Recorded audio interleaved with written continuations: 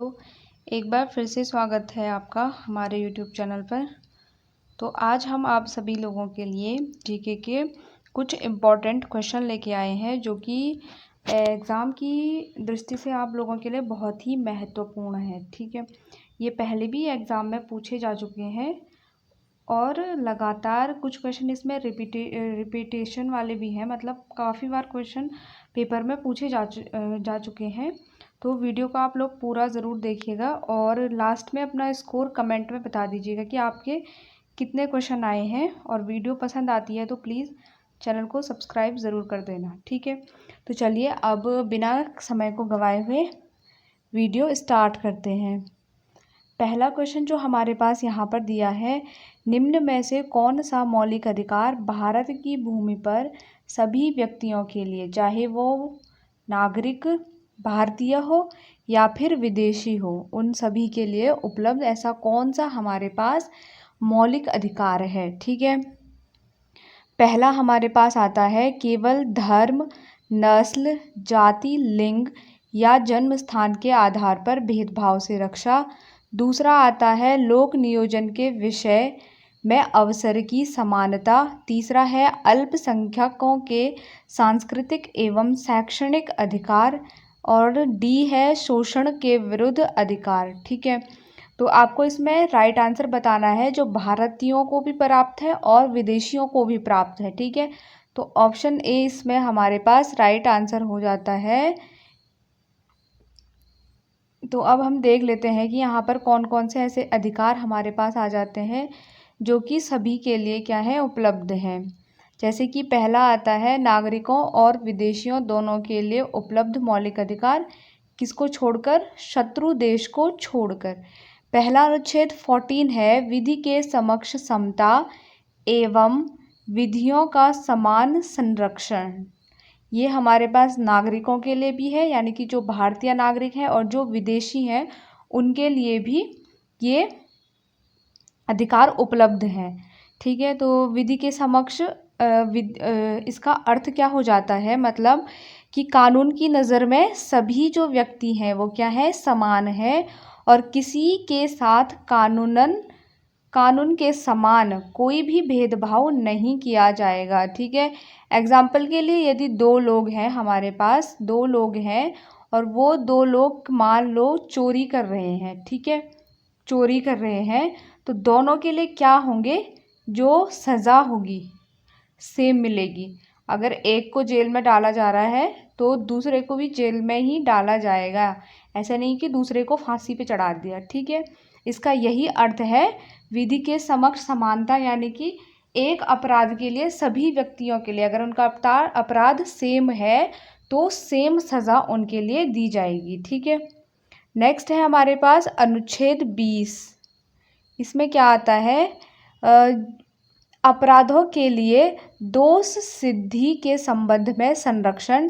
और इसमें हमारे पास 3 सुरक्षाएं दी गई हैं।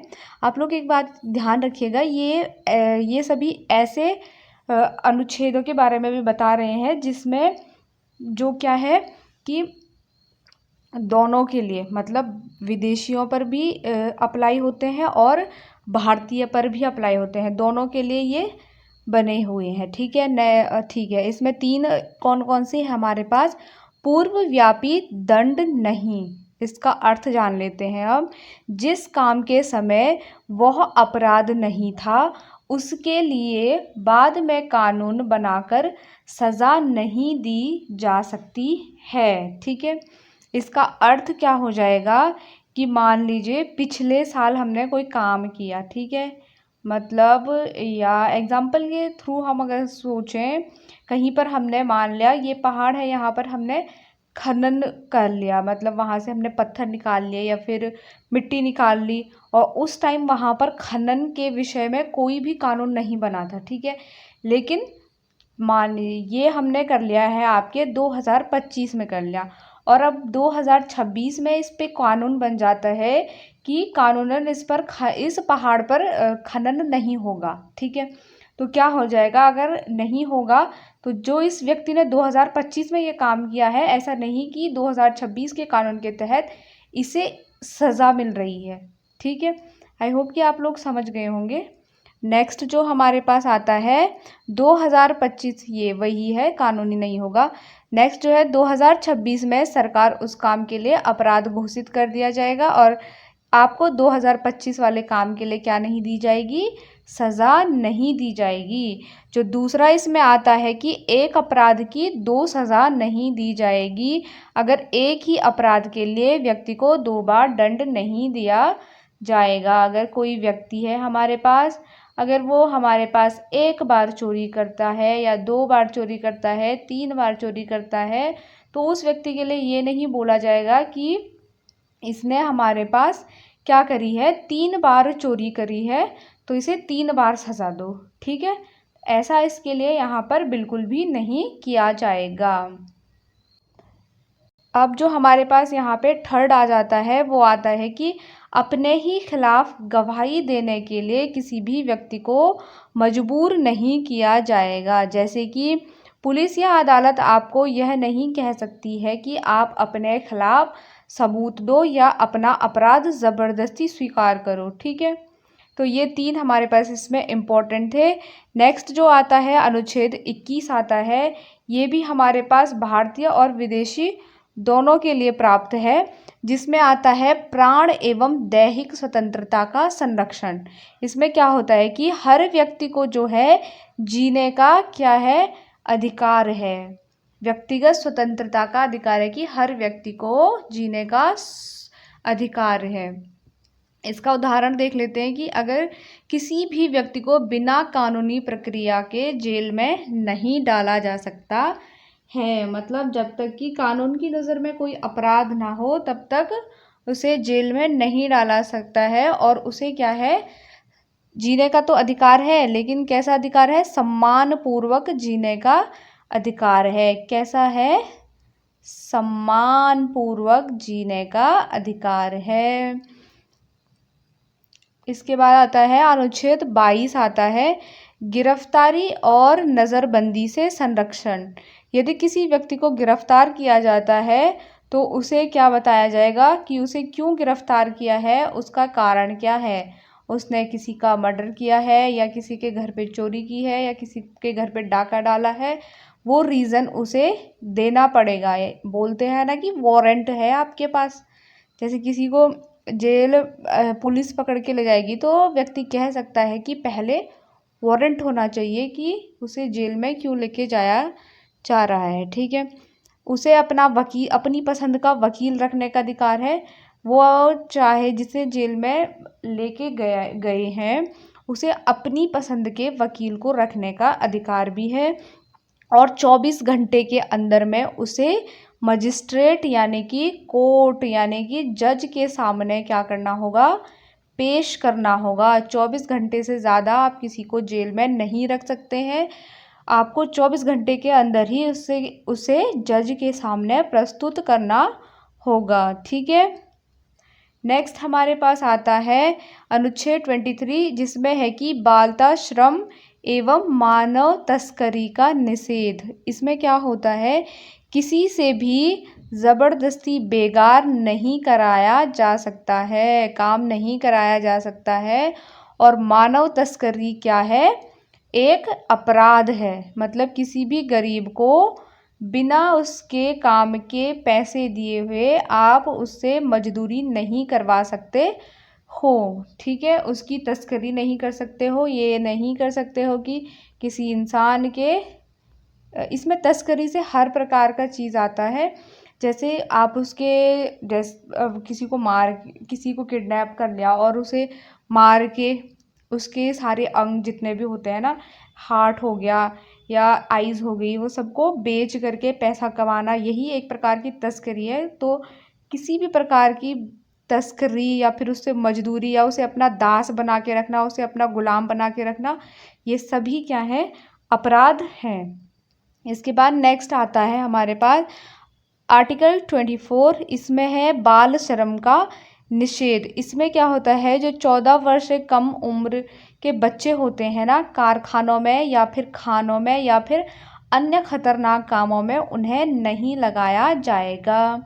इसके बाद अनुच्छेद 25 में हमारे पास धर्म की स्वतंत्रता आ जाती है।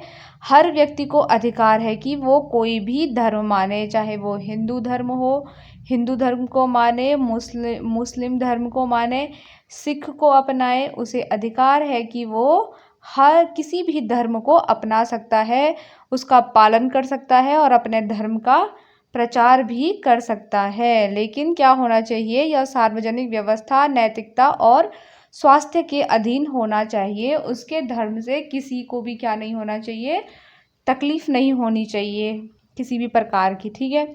अनुच्छेद 26 कहता है धार्मिक संस्थाओं का संचालन। हर धार्मिक संप्रदाय को क्या है, अपने धार्मिक संस्थान को स्थापित करने का अधिकार है, उनका प्रबंधन करने का अधिकार है और धार्मिक कार्यों के संचालन करने का अधिकार उनको है आर्टिकल 26 के लिए। नेक्स्ट है आर्टिकल 27, किसी धर्म को प्रोत्साहित करने हेतु कर से छूट। कर यानी कि टैक्स से छूट है। अगर आप अपने किसी धर्म में मंदिर बनवा रहे हो या फिर मस्जिद बनवा रहे हो या गुरुद्वारा बनवा रहे हो तो आपको उस काम का टैक्स पे नहीं करना पड़ेगा। और अनुच्छेद 28 कहता है कुछ शिक्षण संस्थानों में धार्मिक शिक्षा या फिर पूजा में भाग लेने के बारे में स्वतंत्रता का वहाँ पे अधिकार होता है। जैसे कि हम बोलेंगे किस में, जैसे मदरसे होते हैं, ठीक है, तो वहाँ पे या फिर ये कह लेते हैं हम ईसाई स्कूल होते हैं ना, ईसाई, तो वहाँ पे ईसा मसीह के बारे में पढ़ाया जाता है या फिर धार्मिक शिक्षा दी जाती है वहाँ पे। तो कुछ शिक्षण संस्थानों में ऐसा है कि वहाँ पर धार्मिक शिक्षा दी जा सकती है। ठीक है। इसके बाद नेक्स्ट जो क्वेश्चन है, नीति आयोग का गठन कब हुआ था? तो आपको बताना है 2015 में, 2016 में, 2017 में, 2018 में। तो right answer option number A हो जाएगा। 1 जनवरी 2015 को योजना आयोग का जो नाम है वो बदल करके हमारे पास नीति आयोग किया गया था। ठीक है। नेक्स्ट आ जाता है क्वेश्चन नंबर 3, भारत की जनता के धन के संरक्षण कौन है? भारतीय संसद है या भारत के राष्ट्रपति है, भारत के नियंत्रक एवं महालेखा परीक्षक है, भारत का उच्चतम न्यायालय है? तो ऑप्शन नंबर सी आपका राइट आंसर हो जाता है। इन्हें हम कैग भी कहते हैं, आपने पढ़ा होगा पॉलिटी में कि कैग। नेक्स्ट है जिला परिषद की विशेष बैठक बुलाने के लिए कितनी सदस्यों की आवश्यकता होती है? तो ऑप्शन बी इसका राइट आंसर हो जाता है। क्वेश्चन नंबर 5 है एक कंप्यूटर जिसकी मेमोरी क्षमता 256 मेगाबाइट है वो अधिकतम कितने बाइट्स को स्टोर करके रख सकता है? तो इसका राइट आंसर है ऑप्शन नंबर ए। वो कैसे है वो भी देख लेते हैं। मेगाबाइट्स यानी कि एमबी होता है। हम जानते हैं कि एक जो एमबी होती है वो किसके 1024 केबी के बराबर होती है। ठीक है। और जो 1 केबी हमारे पास आती है, कितने 1 केबी जो आती है वो कितनी आती है? 1024 बाइट्स के बराबर होती है। तो हमें आंसर बाइट्स में चाहिए ना, इसीलिए क्या हो रहा है यहाँ पे, इन दोनों को मल्टीप्लाई करेंगे। किससे मल्टीप्लाई? 1024 किससे मल्टीप्लाई कर देंगे? जितना हमें बढ़ाना है 256 से। तो हमारे पास जिसको मल्टीप्लाई करके जितना भी आएगा वो क्या हो जाएगा, उतना बाइट्स 256 MB में होगा। नेक्स्ट है क्वेश्चन नंबर 6, किस वर्ष भारत के उच्चतम न्यायालय में ट्रांसजेंडर को तीसरे लिंग के रूप में मान्यता मिली थी? यह निर्णय कब लिया गया था? ऑप्शन बी राइट आंसर हो जाएगा 2014 में। सर्वोच्च न्यायालय ने इस बात को मान्यता दी थी कि जो क्या है ट्रांसजेंडर है व्यक्तियों को पुरुष, महिला या तीसरे लिंग के रूप में स्वयं को आइडेंटिफाई करने का अधिकार दिया जाता है 2014 में। नेक्स्ट है क्वेश्चन नंबर 7, सियाचिन हिमनद के निम्नलिखित दर्रों में से कौन सा भारत में स्थित नहीं है? तो ग्योंगला दर्रा, गैसर ब्रह्म दर्रा, सोल्टोरो दर्रा और विलाकोंडाला। तो सियाचिन के हिमनद में आपके पास ऑप्शन नंबर बी गैसर ब्रह्म दर्रा नहीं पाया जाता है, बाकी सारे हिमनद ग्लेशियर में स्थित हैं। ठीक है, नेक्स्ट है निम्नलिखित में से किसके संदर्भ में भारत ने थालवेग सिद्धांत का आह्वान किया था? कर क्रीक, कझार क्रीक, सर क्रीक और सर डेविस। तो राइट आंसर है सर क्रीक होगा। यहाँ पे क्रीक का अर्थ किससे है? खाड़ी से है। ठीक है, खाड़ी से है। जो थालवेग सिद्धांत के अनुसार नदी या जलधारा की मुख्य एवं सबसे गहरी नौगम्य धारा दो देशों के बीच की सीमा को माना गया है। मान लीजिए ये हमारे पास क्या है? भारत है, और इधर पाकिस्तान है। यहाँ पे जो बीच में इनकी जो सीमा है ना, उसी को माना गया है। यहाँ आगे पढ़ लेते हैं हम।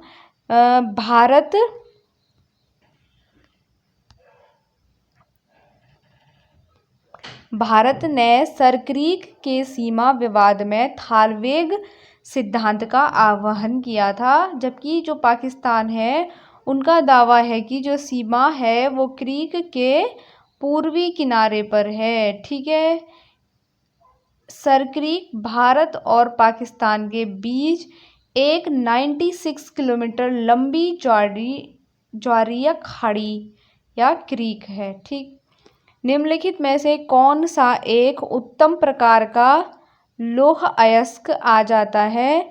Siderite, limonite, magnetite, hematite. Option number D right answer.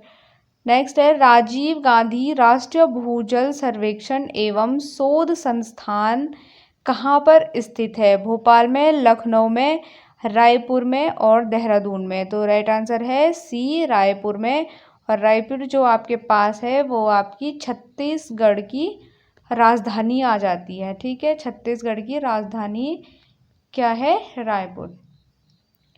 सिल्यूरिन शैल निम्नलिखित शैल तंत्रों क्रमों में से किससे संबंधित है? द्रविडियन शैल तंत्र, पुराना शैल तंत्र, आर्यन शैल तंत्र और आर्कियन शैल तंत्र। तो right answer option number A आपके पास है द्रविडियन शैल तंत्र। शैल तंत्र को देख लेते हैं क्या होता है। शैल तंत्र का जो अर्थ होता है वो होता है कि एक ही भूगर्भीय काल में बनी हुई शिलाओं या फिर चट्टानों का समूह हो। ठीक है, और सेल्यूरिन क्या है? एक भूगर्भीय काल है, मतलब कोई हमारे पास पीरियड है, कोई भी काल है, समय है। मान लीजिए अभी समय है 2000 से 2026 है ना, ऐसी समय हमारे पास है। और उस समय के बीच में जो हमारे पास चट्टानें बनी है ना, क्या बनी है? चट्टानें बनी है, चट्टानें बनी है। तो उस काल की बनी हुई चट्टानों को द्रविडियन शैल तंत्र में रखा जाता है। नेक्स्ट है गूगल द्वारा शुरू की गई आर्टिफिशियल इंटेलिजेंस सर्विस का नाम क्या है? पहला हमारे पास है चैट जीपीटी, नेक्स्ट है बार्ड और नेक्स्ट है मेटा और एमएआई। तो option number B is right answer, Bard. Next है संविधान का अनुच्छेद 1 भारत को घोषित करता है राज्यों का संघ, संघीय राज्य, सहकारी राज्य या स्वतंत्र राज्य। Option number A is right answer. Next है पर्यावरण के संरक्षण एवं सुधार हेतु पर्यावरण संरक्षण अधिनियम कब पारित किया गया था? 1982 में, 1989 में, 1983 में, 1986 में। तो 23 मई 1986 को पर्यावरण संरक्षण अधिनियम क्या किया गया? पारित किया गया। इसके बाद आता है मैंग्रोव वन क्या होते हैं? नमक सहिष्णु, शर्करा सहिष्णु, सीमेंट सहिष्णु, नाइट्रोजन सहिष्णु। राइट आंसर है ऑप्शन नंबर ए नमक सहिष्णु। ये क्या होते हैं? मैंग्रोव शब्द का उपयोग पौधों के उस समूह के लिए किया जाता है जो कि पानी और अधिक नमी वाले स्थानों पर भी क्या हो जाते हैं, उग जाते हैं। कौन सा पानी? खारा पानी, यानी कि नमकीन जहाँ पर पानी होता है और बहुत अधिक जो मिट्टी में होती है वो नमी होती है, तो वहाँ पे मैंग्रोव वन पाए जाते हैं। तो ये थे हमारे पास कुछ इम्पोर्टेंट क्वेश्चंस जीके से रिलेटेड जो कि प्रीवियस ईयर की परीक्षाओं में पूछे जा चुके हैं। आई होप आप सभी को समझ आया होगा। अगर वीडियो पसंद आती है तो प्लीज़ वीडियो को लाइक ज़रूर कर दीजिएगा और चैनल को सब्सक्राइब करना बिल्कुल भी ना भूलें।